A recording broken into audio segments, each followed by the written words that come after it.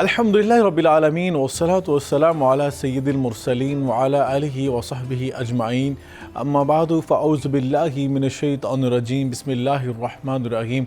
अस्सलाम वालेकुम व्यूअर्स, आप देख रहे हैं प्रोग्राम इस्लाम और ईमान और मैं हूं आपका होस्ट सैयद उसामा बुखारी। नाज़रीन करम, अल्लाह ताला से दुआ है कि अल्लाह ताला आपके लिए आज का दिन बाबरकत बनाए और आज आप जब घर से निकलें तो आपको हर कदम पर अल्लाह ताला कामयाबियाँ अता फ़रमाए, अपनी रहमतों का नुज़ूल फ़रमाए, हम सब की ज़िंदगियों से आज़माइशों परेशानियों को दूर फरमाए और हमारे मुल्क के अज़ीज़ पाकिस्तान पर ख़ास अपनी रहमत और अपनी अनायत फरमाए। यकीनन हम मुश्किल हालात से गुज़र रहे हैं और अल्लाह ताला से मैं समझता हूँ हर लम्हे में हर घड़ी में अल्लाह ताला से दुआ करते रहना चाहिए। अपने लिए भी, उम्मत मुस्लिमा के लिए, इंसानियत के लिए दुआ किया करें और खुले दिल से दुआ किया करें। दुआ नाज़रीन कराम एक ऐसा अज़ीम अमल है जिसको नबी करीम अलैहिस्सलाम ने फरमाया अद्दुआ हुवल इबादा, जिसको इबादत का नाम दिया गया। और ये वो चीज़ है वो इबादत है जिसको अल्लाह रब्बुल इज़्ज़त ने इतना पसंद फरमाया। कुरान पाक में अल्लाह ताला ने फरमाया वक़ाल रब्बुकुम उदऊनी अस्तजिब लकुम इन्नल लज़ीना यस्तकबिरून अन इबादती सयदखुलून जहन्नम दाखिरीन। ऐ बेबी, इनसे कह दीजिए कि ये अल्लाह ताला से दुआ मांगे और ये मुझसे दुआ मांगे, मैं इनकी दुआ कबूल करूँगा। और अल्लाह ने पसंद फरमाया कि मेरे आगे हाथ उठाओ, मेरे आगे आजिज़ी और इनकिसारी का इजहार करो, अपनी नदामत का, अपनी कमाई का इजहार तो करो अल्लाह ताला के सामने। अल्लाह ताला फरमाते हैं मैं खुश होता हूँ जब मेरे आगे मेरा बंदा हाथ उठाता है, मैं उसको अता फरमाता हूँ। और मुझे शर्म आती है, अल्लाह फरमाते हैं मुझे हया आती है कि मैं इनके हाथ जो है खाली वापस लौटाऊँ। अल्लाह ताला अपने बंदों के गुमान के मुताबिक उनको अता फरमाता है। और ये एक ऐसा अमल है जिसको ना करना अल्लाह ताला ने नापसंद फरमाया, इतना नापसंद फरमाया। अल्लाह ताला फरमाते हैं जो मुझसे दुआ नहीं करता वो तकब्बुर करता है और ऐसे लोगों का ठिकाना जहन्नुम है। यकीनन ये बड़ा अजीम अमल है और ये वो अजीम अमल है जिसके बारे में नबी करीम अलैहिस्सलाम ने फरमाया इन्नहु ला यरुद्दुल क़ज़ा इल्ला दुआ। दुआ जो है तकदीर को भी टाल देती है। यकीनन दुआ कैसे की जा सकती है, ये कोई छोटा अमल नहीं है, बड़ा अजीम अमल है। मैं समझता हूँ कि हम हर अमल करने से पहले उसके बारे में सीखते हैं, जानते हैं। कोई भी ज़िंदगी में अमल करना होता है, कोई इबादत करनी होती है, उसके प्रिकॉशंस क्या हैं, उसके प्रोटोकॉल्स क्या हैं, उसके हवाले से हमें किन चीज़ों का ख्याल रखना है, हमने किस तरह अल्लाह ताला की बारगाह में पेश होना है, आदाब क्या हैं, तकाज़े क्या हैं, शराइत क्या हैं, लोगों के सवालात हैं, हम दुआ करते हैं भाई दुआ कबूल नहीं होती। इन सारी बातों पे आज सवाल किए जाएंगे और सवालों का जवाब देने के लिए जो आज हमारे साथ मेहमान शख्सियत मौजूद हैं, किसी तारुफ के मोहताज नहीं, हमारे साथ प्रोग्राम में अक्सर हिस्सा होते हैं और हमारी इल्मी और फ़िक्री रहनुमाई करते रहते हैं। हमारे साथ मौजूद हैं डॉक्टर मोहम्मद इकबाल चिश्ती साहब, हम आपको खुशामदीद कहते हैं। डॉक्टर साहब के साथ मौजूद हैं। आज मैं ज्वाइन किया और मेरे लिए सादत की बात है कि हम दोनों ने एक ऐसी हस्ती से शर्फ़ तलम्मुज़ हासिल किया जो पाकिस्तान की नहीं बल्कि आलम इस्लाम की एक अजीम शख्सियत हैं, डॉक्टर ताहिर मुस्तफ़ा साहब, जिन्होंने कुरान पाक गैर मनक़ूद तर्जुमा किया। उनके शागिर्द हैं और मेरे कह लें कि पीर भाई कह लें डॉक्टर मुफ्ती इमदाद महमूद फरीद साहब। डॉक्टर साहब आपके बहुत शुक्रिया तशरीफ़ लाए और यकीनन हमारे लिए सादत की बात है कि हम दोनों ने डॉक्टर ताहिर मुस्तफ़ा साहब के पास पढ़ा और उनसे जो है हमने चंद ज़िंदगी के जो कीमती, मैं समझता हूँ कि हमारे दिन थे, हमने डॉक्टर साहब से बहुत कुछ सीखा। और यकीनन आज जिस तरह पे हम मौजूद हैं इसमें उनकी शफ़क़त और उनकी मोहब्बत और उनकी तरबियत शामिल है। अपने मौजू की तरफ आते हैं। डॉक्टर इकबाल चिश्ती साहब भी बैठे हैं और मुफ्ती साहब भी बैठे हैं। डॉक्टर साहब, दुआ एक ऐसा अजीम अमल है जिसको नबी पाक सल्लल्लाहु अलैहि वसल्लम ने ख़ुद इबादत का दर्जा दिया। ये इबादत है, लेकिन बाद औक़ात हम बहुत सारी चीज़ें जो हैं ज़िंदगी के अंदर जो अमाल करते हैं, जो हम एक्शंस करते हैं, उनके वजह से हम बड़े होते हैं। हमें अगर सुबह ऑफिस जाना है या किसी आपने प्रेजेंटेशन को देना है, आपके पास पार्टनरशिप के लिए कोई कंपनीज आ रही हैं, तो हम बड़ी उसकी तैयारी करते हैं। लेकिन दुआ जिसको अल्लाह ताला ने कहा कि ख़ुद कि मुझसे दुआ करो, मुझसे मांगो, और जो नहीं मांगता अल्लाह ने कहा तकब्बुर कर रहा है, मुझसे नहीं मांग रहा। तो ये दुआ है क्या चीज़? सबसे पहले दुआ का तारुफ जो है अल्लाह ताला ने कुरान करीम में और आका अलैहिस्सलाम ने जो अपने फरामीन में फरमाया वो हमें ज़रा बता दीजिए। बिस्मिल्लाहिर्रहमानिर्रहीम। डॉक्टर बुखारी शाह साहब आपका और PNN न्यूज़ का अमीके कल्ब से मुतशक्किर व ममनून हूँ कि इतने अहम मौजू पर लब कुशाई के लिए आज मौका फ़राहम किया। دعا بیسیکلی اس کا معنی اور مفہوم یہ ہے کہ پکارنا، بلانا اور کسی کو کال کرنا۔ اچھا، دعا بیسیکلی ایک قلبی کیفیت کا نام ہے، اور یہ اتنا حسین و جمیل اور اعلیٰ عمل ہے کہ ایک مخلوق اپنے خالق کے ساتھ، ایک بندہ اپنے معبود کے ساتھ، اور ایک عبد ضعیف جو ہے وہ رب کے ساتھ اس کا اتصال اور وصال ہوتا رہتا ہے، اللہ، ملتا رہتا ہے، connection. مربوط ہوتا رہتا ہے، متصل ہوتا رہتا ہے۔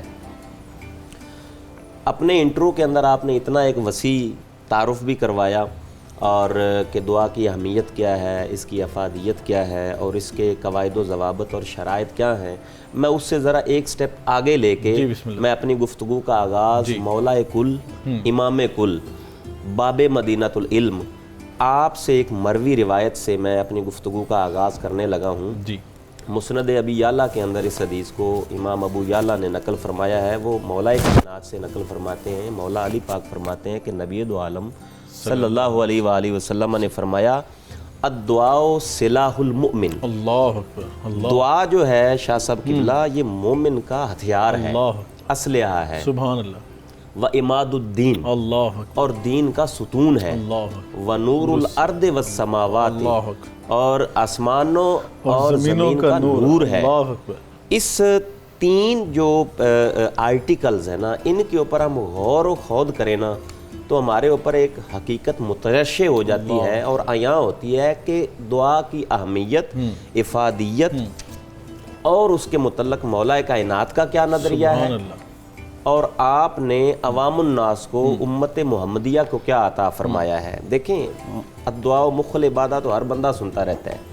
آج میں نے پڑھا تو میرا جو ہے نا وہ قلب جو ہے، قلب و باطن کو ایک اطمینان قلب ہوا، روح کو سکون آ گیا کہ آپ فرماتے ہیں کہ دعا مومن کے لیے اسلحہ ہے۔ اللہ، اسلحہ کے بل بوتے پہ آپ کسی دشمن سے مقابلہ کرتے ہیں، آپ جناب جنگ کے اندر اپنے ڈیفینڈ کے لیے آپ جو ہے نا خود کو بچاتے ہیں، اسلام کے غلبے کے لیے آپ تگ و دو کرتے ہیں، تو بے عینی ہی اور یہ دعا جو ہے یہ آپ کو زندگی کے ہر پہلو میں جی ڈیفینیٹلی آپ کو ڈیفینڈ کر رہی ہے، دفاع کے لیے آپ اسے استعمال کر سکتے ہیں۔ ہاں جی، آپ اپنی بلاؤں کے لیے آپ دعا اللہ سے کرتے ہیں، آزمائشوں کے لیے، ان کے رد ہو جانے کے لیے آپ دعا کرتے ہیں رب تعالیٰ سے۔ اور پھر یہیں تک نہیں ہے، اللہ تعالیٰ نے، آپ نے انٹرو میں بھی فرمایا ہے کہ جب بندہ اللہ کی بارگاہ میں دعا کرتا ہے، التجا کرتا ہے، اور خاص ایک قلبی کیفیت کے ساتھ، یہ قلبی کیفیت میرا لفظ نہیں ہے، یہ حدیث مصطفیٰ سے میں نے استشہاد کیا ہے کہ ان اللہ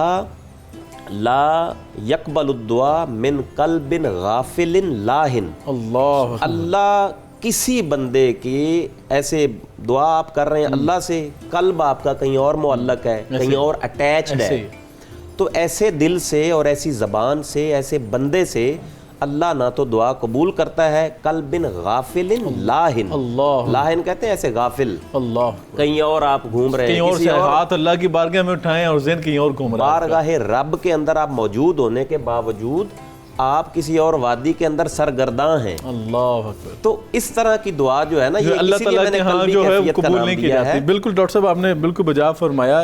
مفتی صاحب بھی ہمارے ساتھ موجود ہیں۔ ڈاکٹر صاحب یہ بتائیے گا کہ دعا کی اہمیت کے حوالے سے بڑا خوبصورت نقشہ کھینچ دیا، یہ بتائیے گا کہ دعا کی فضیلت جو ہے، دین اسلام نے اس کی بڑی اہمیت بیان کر دی، فضیلت کیا ہے اس کی، فضائل اس کے کیوں بیان کیے گئے قرآن پاک میں اور حدیث پیغمبر میں، اور بار بار اللہ تعالیٰ نے قرآن پاک میں، نبی پاک صلی اللہ علیہ وسلم نے اپنی احادیث میں اس کی ترغیب دلائی ہے، اس عظیم عمل کی؟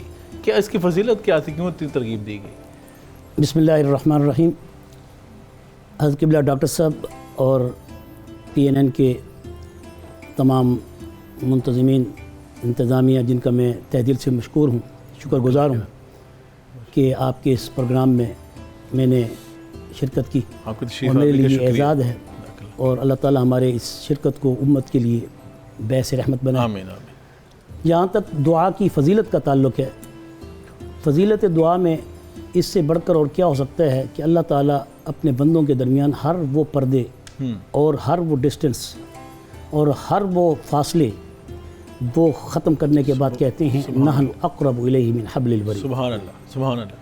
کہ میں بندے کی شہرت سے بھی زیادہ قریب ہوں. اللہ رویت باری عز و جل وہ تو وراء الورا ذات ہے. بے شک. اب اللہ تعالیٰ نے بندے کے دل میں ایک ایسا نور رکھا ہے جو اس کا حکم ہے, جو اس کی طرف سے ودیت شدہ ہے, اور یہ ہر انسان کے دل میں ہے, بالکل اور یہ روح ہے. اور روح کی تعریف کیا ہے؟ یسألونک عن الروح قل الروح من امر ربی. اللہ یہ کون کے کلمے اللہ تعالیٰ کے کیا ہیں؟ اللہ تعالیٰ کون کے کلمے کا محتاج تو نہیں. بے شک. اذا اراد شیئا اللہ ان یقول له کن فیکون ہمارے سمجھانے کی خاطر ہے. مگر اللہ تعالیٰ نے جیسے دنیا میں نظام کائنات کو اللہ تعالیٰ نے بنایا, اس میں اسباب کو اللہ تبارک و تعالیٰ نے مقرر کیا کہ ہم اسباب کے تابع ہیں. بالکل ٹھیک. مسبب الاسباب اللہ کی ذات, اللہ کی ذات ہے, مالک بھی خالق بھی ہر لحاظ سے. اس کی توحید عز و جل جو ہے سب سے بڑی چیز ہے. بے شک. دعا کی فضیلت سے پہلے انسان کے لیے ایمان کا ہونا شرط ہے, بالکل صحیح. اور ایمان کے لیے توحید کا ہونا شرط ہے. بے شک. اور ایمان اور اسلام کا جو پروگرام ہے آپ, اسلام اور ایمان, یہ اتنی خوبصورت تطبیق اور اس کے اندر حسین امتزاج ہے جی, کہ اسلام ظاہر ہے, ایمان باطن ہے. اللہ اکبر. یعنی ہم خود سنتے ہیں اور سناتے ہیں. تو سب سے پہلے تو یہ بات ہے کہ انسان کو اپنے عقیدے میں, اپنے ذہن میں, اپنے گمان میں اپنے رب کے ساتھ اتنا یقین اور اطمینان کا درجہ ہونا چاہیے کہ جیسے آپ شروع میں فرما رہے تھے کہ اپنے گمان میں اللہ سے یوں سمجھو کہ میری دعا قبول ہو چکی ہے. اللہ اکبر. انا ظن عبدی بی, انا عند ظن عبدی بی, اللہ اکبر. او کما قال, حدیث قدسی ہے کہ میں اپنے بندے کے گمان کے ساتھ ہوتا ہوں. بندہ ایک بت پرست, ایک سورج پرست, ایک آتش پرست کسی بھی جگہ پہ جا کر جب وہ اپنے گھٹنے ٹیکتا ہے یا اپنی جبین نیاز جھکاتا ہے, اللہ کا وعدہ ہے کہ اس نے رزق دینا ہے. اللہ اکبر. لیکن اسباب میں اللہ تعالیٰ نے حلال اور حرام, بے شک, ایمان اور کفر, بے شک, سب سے پہلے تو ہم سب کے لیے ضروری ہے کہ ہمارے ایمان مضبوط ہونے, بے شک, ہمارے یقین مضبوط ہونے. جی بالکل. اور یقین سے اوپر درجہ پھر اطمینان کا ہے, اور اطمینان کا درجہ احسان کا ہے, اور احسان کا درجہ رضا تک پہنچاتا ہے. اللہ اکبر. ایسے تو نہیں کہا خود ہی کو کر بلند اتنا کہ ہر تقدیر سے پہلے. خدا بندے سے خود پوچھے بتا تیری رضا کیا ہے. ابراہیم علیہ السلام جب آگے نمرود میں گئے تھے, جبریل آئے, جبریل نے کہا کہ بتاؤ یا ابراہیم خلیل اللہ, ہمیں آپ کیا چاہتے ہیں؟ کیا چاہتے ہیں؟ کہا مجھے تیری ضرورت نہیں. اللہ. کہا اچھا پھر اپنے رب سے مانگ. کہا میرا رب مجھے دیکھ رہا ہے. اللہ. اتنی حالت ہو ایمان کی, اتنی تضرع ہو, ادعوا ربکم تضرعا وخفیا, اللہ.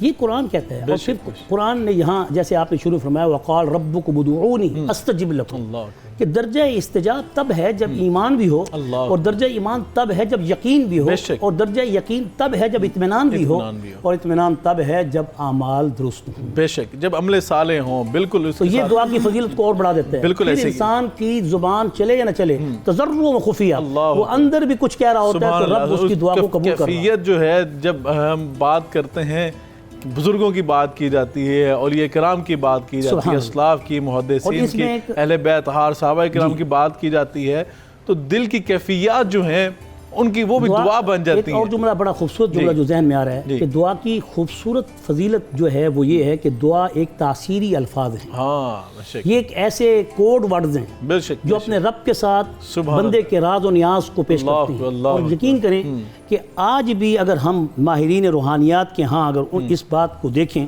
تو صرف ایک خاص رنگ نہیں ہے اس کا, بلکہ ایک خاص طاقت ہے اس کے اندر.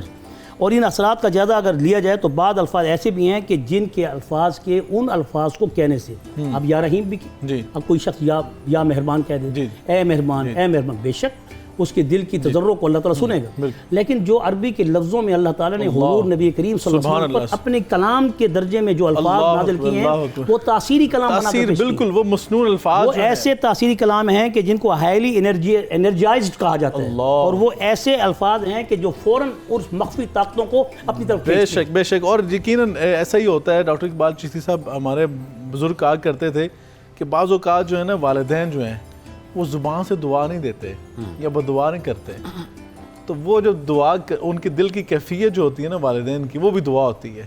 اگر بالکل کسی غریب کی بات کر لیں, کسی کی حاجت, آپ کے دل کی کیفیت بالکل ایسے ہی. اور جو مفتی صاحب بھی الفاظ کی بات بھی کہہ رہے تھے, یقین جانیے جب بندہ طواف کر رہا ہوتا ہے نا, اور مختلف بولیوں والے, مختلف رنگتوں والے, مختلف قوموں کے لوگ جب وہاں پہ آ کر اپنی اپنی زبان میں اپنے رب سے وہ کیا اسے کہیں الفاظ کیا ادا کر رہے ہوتے ہیں وہ سماع ہی الگ ہوتا ہے.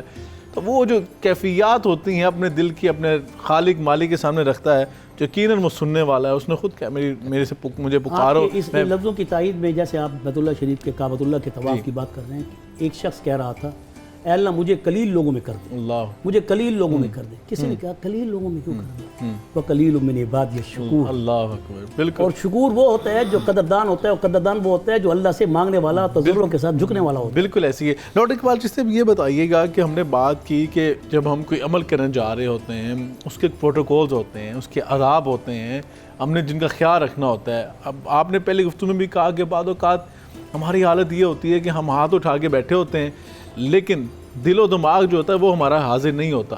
دعا کے آداب جو نبی کریم صلی اللہ علیہ وسلم نے بتائے ہیں یا ہماری شریعت مطہرہ نے بتائے ہیں وہ کیا ہیں؟ بسم اللہ الرحمن الرحیم. اور ڈاکٹر صاحب بارے دیگر آپ نے بہت ہی اچھا اور ایک اہم سوال کیا ہے. سب سے پہلا تو جی دعا کے جہاں پہ کئی آداب ہیں محدثین نے, بلکہ اس سے پہلے میں نبی دو عالم صلی اللہ علیہ وسلم کی بارگاہ سے ہی دعا کے آداب کو بیان کرنے کی کوشش کرتا ہوں. اس کے بعد علماء محدثین اپنے اپنے تجربات و مشاہدات کے ذیل میں انہوں نے دعا کے آداب کے اوپر بڑی بالتفصیل گفتگو کی ہے. آقا دو عالم صلی اللہ علیہ وسلم نے فرمایا ہے, سیاستہ کی حدیث ہے کہ ادعوا اللہ تعالی وانتم موقنون بالاجابت. جب تم اللہ سے دعا کر رہے ہو نا تو تمہارا یہ ایقان و اطمینان ہو کہ وہ تمہاری دعا کو قبول کر لے گا. واہ. اب پہلا یہ آداب دعا میں سے ایک پہلا ادب جو ہے وہ نبی دو عالم صلی اللہ علیہ وسلم نے اپنی زبان نبوت سے عطا فرما دیا کہ مانگ کسے رہے جی. اور دوسرے نمبر پہ نبی دو عالم صلی اللہ علیہ وسلم نے فرمایا وَاعْلَمُوا أَنَّ اللَّهَ لَا يَسْتَجِيبُ الدُّعَاء, جیسے میں نے اپنی پہلی ٹرم میں بتایا, لا يَسْتَجِيبُ الدُّعَاء مِنْ قَلْبٍ غَافِلٍ لاہن. اللہ تم جان لو, یقیناً جان لو کہ اللہ تعالیٰ کسی ایسے غافل دل و دماغ والے بندے کی دعا قبول نہیں کرتا ہے. تیسرے نمبر پر جو میں آداب دعا میں سے ایک ادب بیان کرنے لگا ہوں نا, وہ اس پورے پروگرام کا اور پورے اس جو ہے نا وہ دعا کے حوالے سے جو ہم سیشن کر رہے ہیں وہ اس کی ایک جان ہے جی. دعائیں ہر بندہ کرتا ہے, اور آپ نے اپنے انٹرو میں بھی فرمایا کہ جو بندہ اللہ سے دعا نہیں کرتا اس کا حدیث نبوی ہے من لم یسأل اللہ یغضب علیہ. جو اللہ سے دعا نہیں کرتا, اللہ سے سوال نہیں کرتا, اللہ اس پر ناراض ہوتا ہے. اللہ قرآن یستکبرون عن عبادتی, میری اس عبادت سے انٹرو آپ نے اس کا جو ہے نا وہ ان الذین یستکبرون عن عبادتی سیدخلون جہنم داخرین, جو اللہ سے دعا نہیں کرتے ہیں تکبر کرتا ہے, اوندھے منہ اللہ ان کو جہنم میں گرائے گا اور وہ گریں گے. تیسرا جو میں آداب دعا میں سے ایک ادب بیان کرنا چاہ رہا ہوں وہ ہے رزق حلال ہونا. رزق حلال ہونا. دیکھیں ہم دعا, ایک بندہ دعا کرتا ہے, اب وہ پریشان اور کلکان و اضطراب کی حالت اور کیفیت میں آ کے کہتا اللہ میری سنتا ہی نہیں ہے. بھئی اللہ تو سن رہا ہے, آپ یہ کہیں کہ اللہ میری دعا قبول نہیں کرتا. جلدی آ جاتے ہیں نا, اللہ میری دعا قبول نہیں کرتا. تو اس کے اوپر بھی میں آگے چل کے بیان کرتا ہوں. اللہ سنتا ہے لیکن وہ آپ کی دعا کیوں نہیں قبول کرتا, اس کے اوپر میں حدیث نبوی سے ہی استنتاج و استشہاد کرتے ہوئے بیان کرتا ہوں. حضرت سعد نے نبی دو عالم صلی اللہ علیہ وسلم کی بارگاہ میں عرض کیا یا رسول اللہ میں کیا ایسا عمل کروں کہ میری دعائیں قبول ہوں, میری مستجابات جو میں مستجابات بن جاؤں. تو آقا دو عالم صلی اللہ علیہ وسلم نے فرمایا ہے یا سعد, یہ حدیث کے الفاظ ہیں, اطب مطعمک تکن مستجاب الدعوتی. اے سعد اپنا مأکل و مشرب یعنی کھانا پینا پہننا اوڑھنا پاکیزہ اور حلال بنا لو, خالق کائنات تجھے مستجاب الدعوات بنا دے گا. یعنی صرف دعائیں آپ کی قبول نہیں ہوں گی بلکہ آپ جس کے حق میں دعا کرو گے وہ بھی قبول ہوں گی.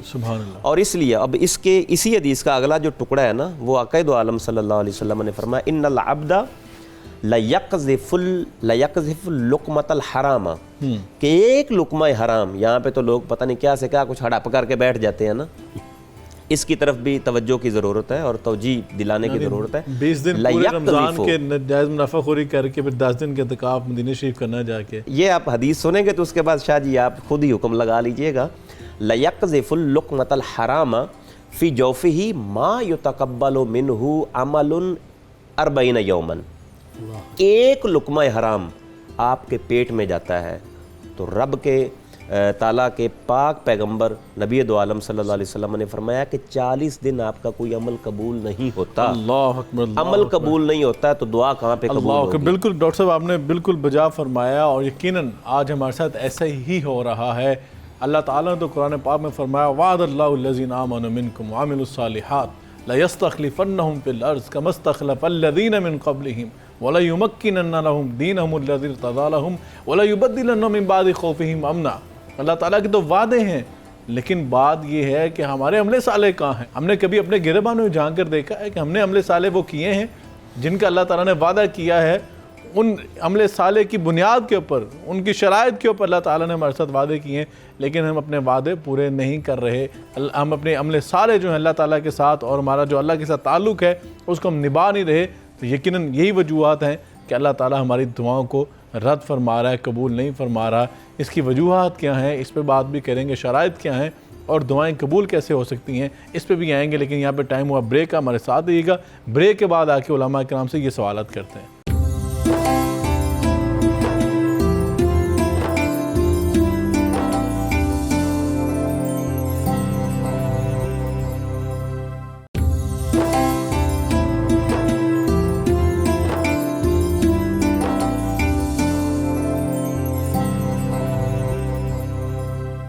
Welcome back. भी प्रोग्राम इस्लाम और ईमान में आपके एक मरतबा फिर खैर मकदम करते हैं। नाज़रीन किराम, ब्रेक पे जाने से पहले बात यहाँ तक पहुँची थी कि लुक्मा हराम हो तो अल्लाह ताला 40 दिन की इबादत को कबूल नहीं फरमाता, कोई अमल अल्लाह ताला के यहाँ मकबूल नहीं होता।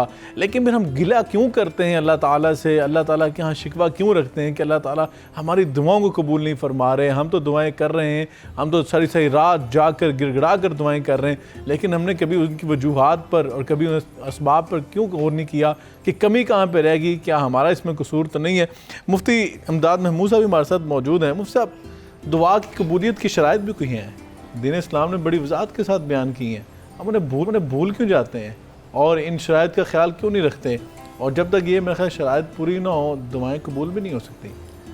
दरअसल डॉक्टर साहब, ये इसकी असल बुनियादी वजह यह है कि आज हमारे अंदर दुनिया की हवस और हिर्स और हसद इस कदर बढ़ चुका है। ये तीन चीज़ें ऐसी बुरी खसलतें हैं कि जिससे ईमान की रोशनी उठ जाती है, नूर मिट जाता है। फ़िक्र आखिरत में शौक़ जन्नत, खौफ जहन्नम और शौक़ आमाल, ज़ौक़ आमाल सालिया, ये उठता जा रहा है। सही। आज सिर्फ फॉर्मेलिटियाँ रह गई हैं। आज हम बड़ी बड़ी मजालिस में, महफिल में, सीरत के बड़े बड़े जलसों में हम अपनी हाज़िरी को सिर्फ इतना ही समझ लेते हैं कि हमने बस सब कुछ अपनी जो गुनाहों की जो तलाफ़ी थी कर ली। हालांकि हुकूकुल इबाद इस कदर अव्वल शर्त हैं कि हुकूकुल इबाद में अब माँ बाप की खिदमत है जी। नबी करीम रऊफ़ुर रहीम सय्यदुल मुरसलीन ख़ातिमुन नबिय्यीन मुहम्मदुर रसूलुल्लाह सल्लल्लाहु अलैहि वसल्लम की ज़ात अक़दस, अगर आप गौर फरमाएँ तो आपने सैयद उमर फ़ारूक रज़ियल्लाहु अन्हु को और सैयदना अली मुर्तज़ा को कहा कि एक ऐसा शख्स है जो मेरी ज़ियारत के लिए आया मगर मुझे उसने ना पाया और चला गया जी। फिर उसके बाद दूसरी मर्तबा उसने आने की इजाज़त चाहिए और अपनी वालदा की खिदमत की वजह से मैंने उसे रोक दिया।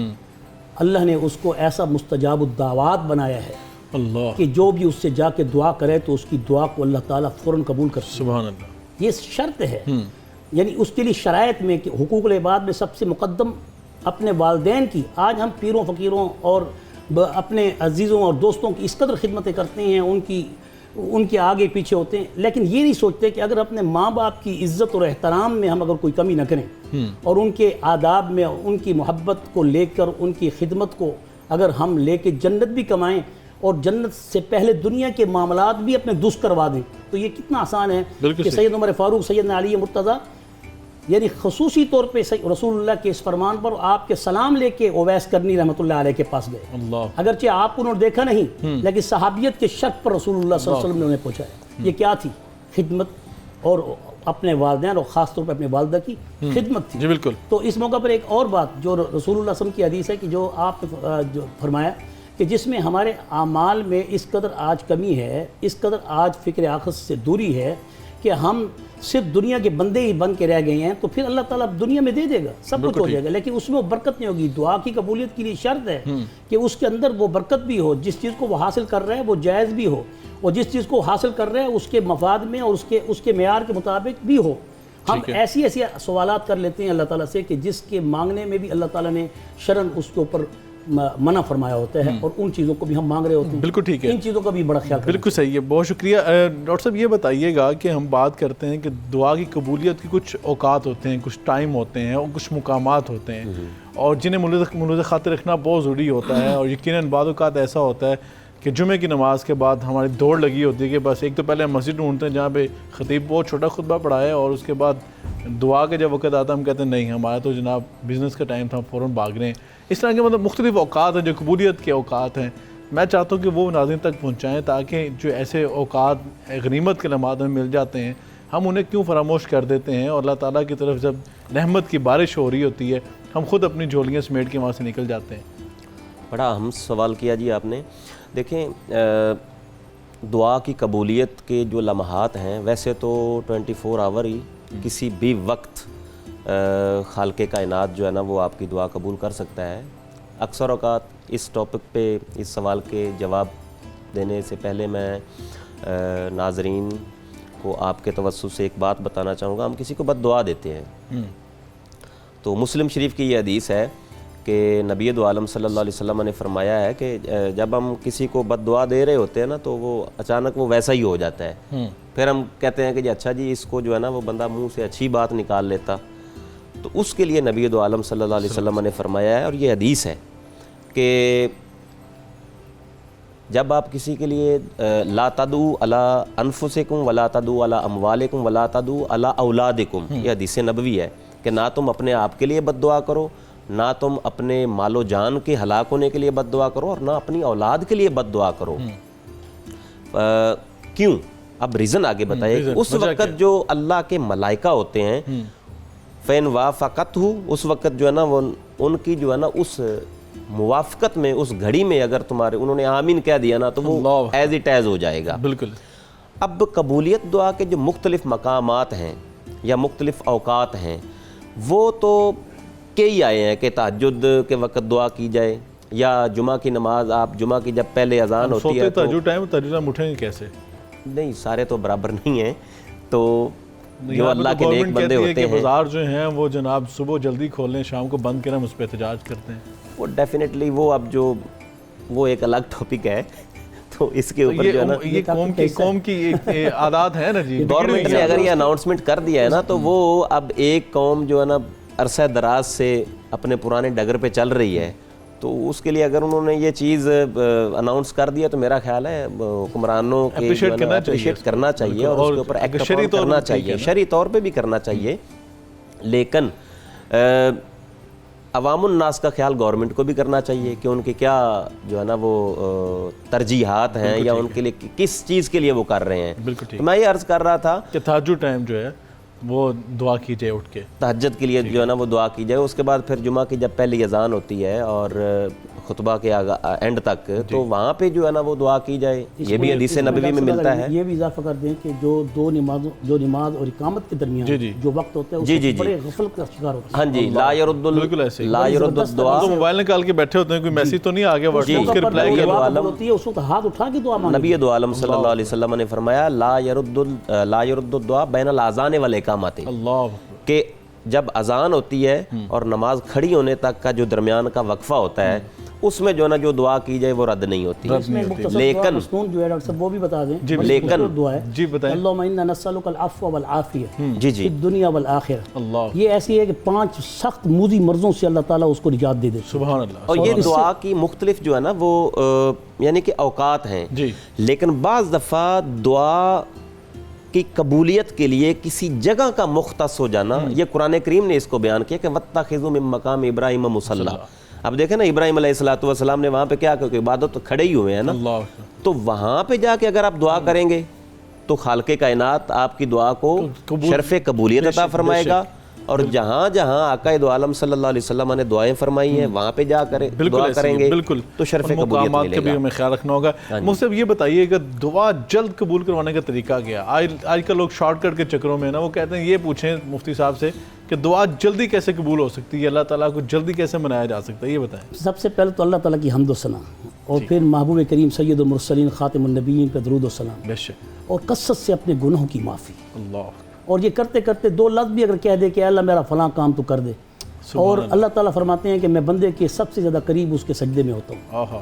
تو اگر ہم دعا کرتے کرتے اگر عاجزی کرتے کرتے سجدے میں ہی گر کے اپنی زبان میں ہی دعا کرتے رہیں تو میرے تجربے میں, بلکہ ہمارے بڑے اکابر علماء کے بھی اس تجربے میں یہ ثابت ہے کہ سجدے میں اللہ تعالیٰ کی طرف آہوزاری کرنے سے اللہ تعالیٰ اس دعا کو بڑے شارٹ طریقے سے شارٹ کٹ طریقے سے قبول. اچھا مفتی صاحب, ابھی آپ نے لفظ بولا ہے کہ اپنی زبان میں, بعض اوقات لوگ کہتے ہیں کہ ہمیں عربی زبان میں دعائیں مشکل ہوتی ہیں, ہم یاد نہیں کر پاتے. بڑی عمر کو لوگ پہنچ گئے جنہوں نے بچپن میں دعائیں یاد نہیں کر سکے, لیکن وہ کہتے ہیں کیا ہم اپنی زبان میں دعائیں کر سکتے ہیں وہ ساری؟ بالکل. آپ نماز کے علاوہ جب بھی آپ کوئی دعا کریں تو آپ اپنی زبان میں دعا کریں گے, کیونکہ اللہ تعالیٰ تو ہر زبان کو جانتا ہے. بے شک, بے شک. اور پھر قل ادعوا اللہ عبد الرحمن ایما تدعوا فلہ الاسماء الحسنی. اللہ اکبر. اللہ تعالیٰ نے ہمیں ایک مختلف ڈپارٹمنٹس دے دی ہیں, آفس دے دی ہیں. کہیں اللہ کا نام رازق ہے تو رزاق کا آفس ہے, کہیں رحمان ہے تو رحیم ہے, تو کہیں علیم ہے تو کہیں خالق ہے, کہیں مالک ہے, کہیں اول ہے, کہیں ظاہر ہے, کہیں باطن ہے. اب یہ اللہ نے یہ 99 صفاتی نام اور اس میں اعظم اللہ, اگر دل کی گہرائی سے اور تضرع اور کنسنٹریٹ ہو کر اگر اللہ کا نام پکارا جائے, یہ شارٹ کٹ طریقے, لمبے لمبے وظائف پڑھنے سے بھی بہتر ہے کہ وہ اپنے رب کے سامنے روئے. مثال کے طور پہ ایک بندے نے رزق کا اللہ تعالیٰ سے سوال کرنا ہے, تو پھر اللہ تعالیٰ کے جو نام ہے رازق, یا رزاق و یا وہاب, ٹھیک ہے, تو جو ہے رزاق نام لے لیا جائے. اگر انسان کے کام پھنسے ہوئے ہیں اور انسان کو معلوم ہو رہا ہے کہ اللہ تعالیٰ کا غضب, ناراضگی ہے میرے اوپر, تو اس کے لیے خاص جو صفاتی نام پکار کے بھی اللہ تعالیٰ سے دعائیں مانگی جا سکتی ہیں. یہی تو اللہ تعالیٰ کے وہ دعاؤں کی قبولیت کے وہ حافظ ہیں جہاں پر اللہ تعالیٰ کو اپنی درخواستیں پیش کی جاتی ہیں, جیسے مختلف دنیا میں حافظ ہوتے ہیں. جی صحیح ہے, بالکل ٹھیک ہے. ڈاکٹر صاحب یہ بتائیے گا کہ غائبانہ دعا کرنا کسی کے لیے مطلب موجود نہیں ہے یا کسی کو معلوم نہیں ہے, ہم اس کے لیے دعا کر رہے ہیں, اس کی کیا فضیلت دین نے بیان کی ہے؟ جی بہت اہم سوال آپ نے کیا ہے. جی نبی دو عالم صلی اللہ علیہ وسلم نے فرمایا ہے کہ ثلاث دعوات مستجابات, 3 قسم کی ایسی جو ہے نا وہ دعائیں یا بد دعائیں, آپ اس کو انٹو بریکٹس کر لیں, وہ قبول ہر حال میں قبول شدہ ہی ہیں. دعوت الوالد, باپ جو ہے وہ اپنی اولاد کے لیے دعا کر دے. ایک اور روایت میں آتا ہے کہ والدین اپنی اولاد کے لیے دعا کر دیں, دعوت الولد علی ولدہما. اور دوسرے نمبر پہ ہے دعوت المسافر, مسافر جو ہے کسی کے لیے دعا کر دے, اگر کسی کے یہاں ٹھہرا ہے مہمان کے طور پر, وہ دعا قبول شدہ ہے. ودعوت المظلوم, مظلوم کی جو دعا ہے یا بد دعا ہے وہ قبول شدہ ہے.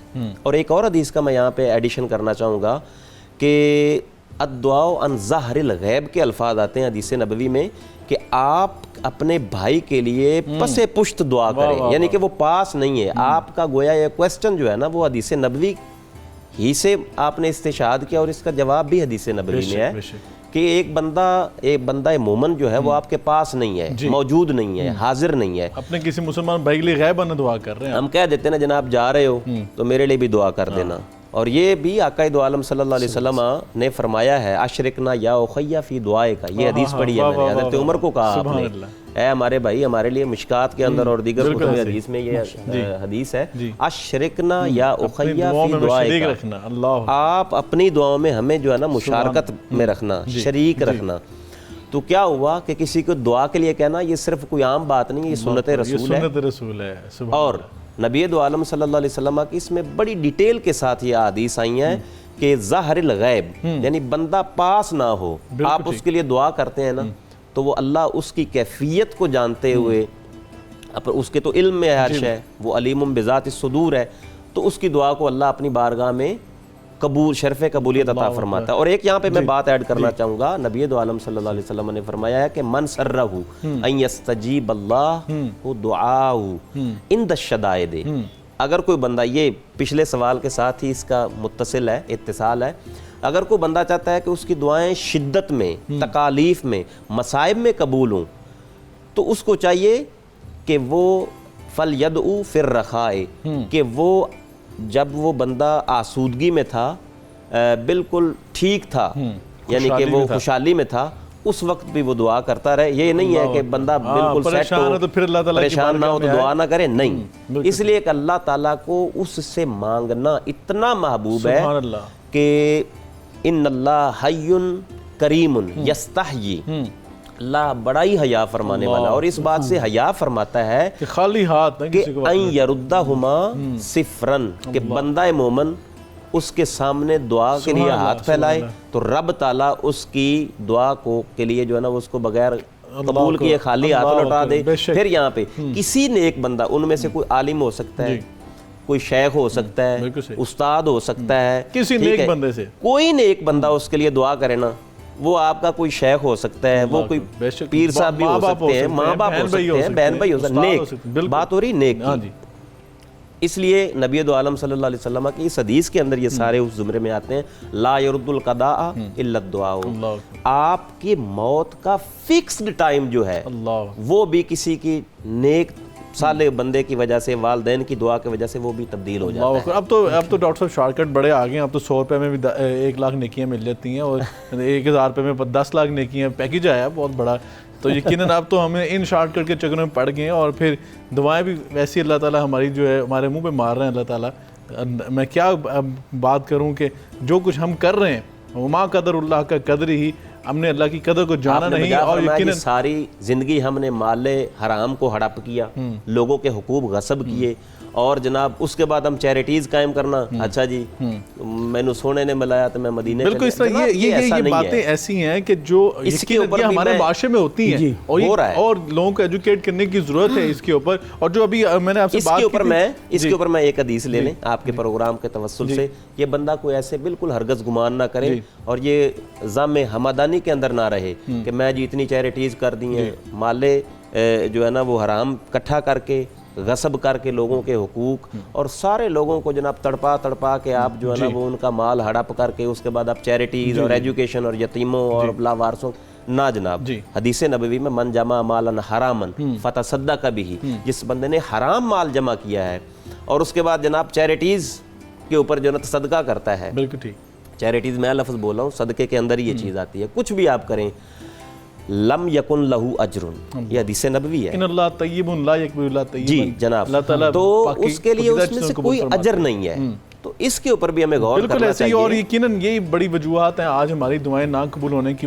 جو بات کی جائے تو ابھی جو آپ بھی بات کر رہے تھے موسیٰ صاحب بھی فرمایا کہ جب بندہ غائبانہ کسی لیے دعا کرتا ہے تو آگے ساتھ نے فرمایا کہ اللہ تعالیٰ آسمان سے ایک فرشتہ نازل فرما دیتا ہے، وہ بھی ساتھ بیٹھ جاتا ہے، آمین بھی کہتا ہے، اور کہتا ہے والا کا مثل ذالک کا، جو تم اس کے لیے مانگ رہا ہے اللہ تعالیٰ تیرے لیے بھی یہ عطا کر دے. اور یقیناً ہماری کسی بدعمالی کی وجہ سے ہماری دعا قبول نہ ہو سکتی ہو، لیکن جو اللہ کے نورانی فرشتہ ہمارے لیے دعا مانگے گا ہو سکتا ہے کہ وہ دعا ضرور قبول ہوگی. اور یقیناً یہ بڑا جذبہ ہے کہ انسان تو دوسرے اپنے کسی مسلمان بھائی یا بہن کے لیے غائبانہ طور پر دعا مانگے، اور یقیناً اللہ تعالیٰ اس عمل کو بڑا پسند فرماتے ہیں. مجھ سے اب جاتے تھے یہ بتائیے گا کہ جو روزمرہ کے وظائف ہیں یہ بھی دعائیں ہیں، یہ اذکار جو ہیں، ہم اس شارٹ کٹ کے چکر میں لگے رہتے ہیں کہ ہم کہتے ہیں کہ بس کسی سے دعا کروا لیں جا کے، لیکن جو اللہ کے رسول صلی اللہ علیہ وسلم صبح سے لے کر رات تک ہمیں جو وظائف بتائے ہیں، اذکار بتائے ہیں، دعائیں بتائی ہیں، ہم اسے کیوں نہیں یاد کرتے؟ اور یہ بھی تو دعائیں ہیں. یہ اس حوالے سے بھی لوگوں کو ایجوکیٹ کرنے کی ضرورت ہے. یہ دعائیں پڑھیں گے تو شیاطین کے شر سے، جنات کے شر سے انسان بچ سکتا ہے، انسان حادثات سے، آزمائشوں بلاؤں سے محفوظ رہ سکتا ہے، بیماریوں سے محفوظ. اس اذکار کی کیا اہمیت ہے؟ نبی کریم صلی اللہ علیہ وسلم کی تعلیمات میں اگر غور کریں تو آپ کے سونے سے لے کے جاگنے، اور گھر سے نکلنے سے لے کے مسجد میں، اور مسجد سے نکلنے سے لے کے پھر بازار میں، اور پھر بیت الخلاء تک جانے تک کی دعائیں ہیں. بس مختصر اتنا ہی ہے کہ آپ سے ان کی جامع دعاؤں میں ایک دعا یہ بھی ہے کہ حضرت عثمان ابن عفان رضی اللہ عنہ فرماتے ہیں کہ یقول سمعت رسول اللہ صلی اللہ علیہ وسلم کہ من قال بسم اللہ الذی لا یضر مع اسمہ شیء فی الارض ولا فی السماء وهو السمیع العلیم. بسم اللہ الذی لا یضر مع اسمہ یا مع اسمہ شیء فی الارض ولا فی السماء وهو السمیع العلیم. کوئی شخص اس دعا کو 3 مرات لم تصبہ فجأۃ بلاء، اگر کوئی اس کو حتی یصبح، صبح کے وقت پڑھ کے نکلے 3 دفعہ، 3 مرتبہ، صرف 3 مرتبہ، دیکھیں شارٹ کٹ لفظ ہیں. آپ سب کو پتہ تھا کہ لوگ کام کاج میں ہوں گے، چلتے پھرتے ہماری زبان ایک عادت بھی بنا لینا تو وہ عبادت بن جائے گی. یہ عادت بھی لا یضر مع اسمہ شیء فی الارض ولا فی السماء وهو السمیع العلیم. اس کو سارا دن شام تک کوئی بھی تکلیف نہیں پہنچے گی. اللہ ومن قال حین یصبح 3 مرات لم تصبه فجأة بلاء حتى یمسی، صبح سے پڑھنے والا شام تک کوئی مصیبت کا شکار نہیں ہوگا. سبحان اللہ. شام کو پڑھنے والا صبح تک کوئی مصیبت کا شکار نہیں ہوگا. اللہ اکبر. اور پھر اس طرح کی اور واقعات جیسے رسول اللہ فرماتے ہیں گھر سے نکلو تو بسم اللہ توکلت علی اللہ لا حول ولا اسی قوت دعا الا کے باللہ. ذیل میں اور اسی کے ساتھ ہی رسول اللہ صلی اللہ علیہ وسلم کی حدیث ہے کہ جب گھر میں داخل ہو جایا کرو تو بسم اللہ ولجنا وعلی اللہ خرجنا وعلی اللہ ربنا توکلنا، یہ اس طرح. اور پھر وہ جو مسنون دعائیں چھوٹی چھوٹی، یہ اگر ہم ایسے کریں، بعض مرتبہ انسان کی مصروفیات میں یہ چیزیں بڑی جیسے کہ دعائیں تو میں بتا دوں گا لیکن ہم پڑھیں گے نہیں تو کیا فائدہ. اس کا ایک طریقہ بھی ہو، اس کی بھی یاد کرنے کا ریمائنڈنگ ایک سسٹم ہونا چاہیے. اگر اپنے الارم میں لگا دیں یا پھر آپ اپنے گھر کے دروازے پہ لگا دیں، اندر جاتے وقت لگا دیں، باہر آتے وقت لگا دیں، بیت الخلاء سے ایک طرف لکھ کے وہ دعا لگا دیں. بچوں کو ایجوکیٹ کرنے کا بڑا اچھا طریقہ ہے یہ. اور اس طریقے سے انسان جو ہے نا اپنی معمولات کو بھی کرتا رہے گا اور ساتھ ساتھ ان دعاؤں کے پر عمل بھی کرتا رہے گا. بالکل ٹھیک ہے. بالکل بہت شکریہ آپ کا ڈاکٹر محمد اقبال چشتی صاحب کا، ڈاکٹر مفتی امداد محمود فریح صاحب کا. میں دونوں مہمانوں کا شکر گزار ہوں جنہوں نے دعا کے موضوع پر یقین جانے بڑی وضاحت کے ساتھ اور بڑی خوبصورتی کے ساتھ ہمیں ایجوکیٹ کیا، ایلیبوریٹ کیا اس موضوع کو کہ کس طرح ہمیں دعائیں مانگنی ہوں گی، ہماری دعائیں کس طرح قبول ہو سکتی ہیں اور کیا معاملات ہیں جن کو ہم نے ملوث خاطر رکھنا ہے، شرائط کیا ہیں، آداب کیا ہیں. مجھے ایک واقعہ یاد آ رہا ہے، وہ آپ کی خدمت میں سنا کے اجازت چاہتا ہوں. حضرت ابی ابن کعب رضی اللہ تعالیٰ عنہ آقا علیہ الصلوۃ والسلام کی خدمت میں حاضر ہوئے اور آ کے عرض کرتے ہیں اللہ کے رسول جب میں دعا مانگتا ہوں اپنی دعا کے 4 حصے کر لیتا ہوں. 3 حصے اپنے لیے دعائیں مانگتا ہوں، 1 حصہ آقا علیہ الصلوۃ والسلام آپ پر درود شریف پڑھتا رہتا ہوں. آقا علیہ الصلوۃ والسلام نے فرمایا ان زدت فہو خیر لک، اگر اسے زیادہ کر لے تیرے لیے بہتر ہے. تو عرض کہ اللہ کے رسول پھر میں 2 حصے درود شریف پڑھوں گا، 2 حصے دعائیں مانگوں گا. آقا علیہ الصلوۃ والسلام نے فرمایا اگر تم زیادہ کر لے زیادہ بہتر ہے. 3 حصے، حتیٰ کہ یہاں تک بات آ گئی حضرت ابی ابن کعب رضی اللہ تعالیٰ عنہ عرض کرنے لگے اللہ کے رسول آج کے بعد میں پوری دعا ہی اللہ کے رسول آپ پر درود شریف پڑھتا رہوں گا. تو اللہ کے رسول صلی اللہ علیہ وسلم نے فرمایا اگر تم ایسا کرے گا تو اس عمل کی برکت سے اللہ تعالیٰ کیا فرمائیں گے اذن تخفی ہمک ویغفر لک ذنبک، اللہ تعالیٰ تیرے سارے گناہوں کو معاف بھی فرما دے گا اور بن مانگے تیری ہر مراد بھی پوری فرما دے گا. یقیناً ناظرین کرام درود شریف یہ بہت بڑی میں سمجھتا ہوں اس کی اہمیت اور فضیلت ہے. جس دعا میں درود شریف شامل نہ ہو یہ آسمان اور زمین کے درمیان موقوف ہو جاتی ہے، لٹکا دی جاتی ہے. درود شریف جو ہیں یہ پر کا کام کرتے ہیں، اللہ تعالیٰ کی بارگاہ میں لے جانے کا کام کرتے ہیں. درود شریف پڑھا کریں اپنی دعا میں کثرت کے ساتھ، اللہ تعالیٰ انشاءاللہ ہمارے گناہوں کو معاف بھی فرما دیں گے اور ہمارے پر رحمتوں کا نزول فرماتے ہوئے ہماری ہر مراد کو بھی پورا فرمائیں گے. جو لوگ پریشان ہیں اپنی زبان پر کثرت سے درود شریف کو جاری فرمائیں اور نبی کریم علیہ الصلوۃ والسلام پر دن رات جو ہے آپ کا حق ہے ہم پر، آپ کثرت کے ساتھ درود شریف پڑھیں. انشاءاللہ نبی پاک صلی اللہ علیہ وسلم کی حدیث مبارکہ ہے کہ دنیا کے 30 کام اللہ تعالیٰ جو ہیں یہ پورے فرما دیتا ہے. دعائیں کریں اللہ تعالیٰ کی بارگاہ میں، اپنے لیے بھی کریں، ہم سب کے لیے کریں، پاکستان کے لیے کریں، امت مسلمہ کے لیے کریں، پوری انسانیت کے لیے کریں. اللہ تعالیٰ ہمارے حال پر رحم فرمائے. ناظرین کرام آج کے پروگرام سے مجھے اجازت دیجیے، انشاءاللہ کل ملاقات ہوگی، تب تک کے لیے اللہ حافظ.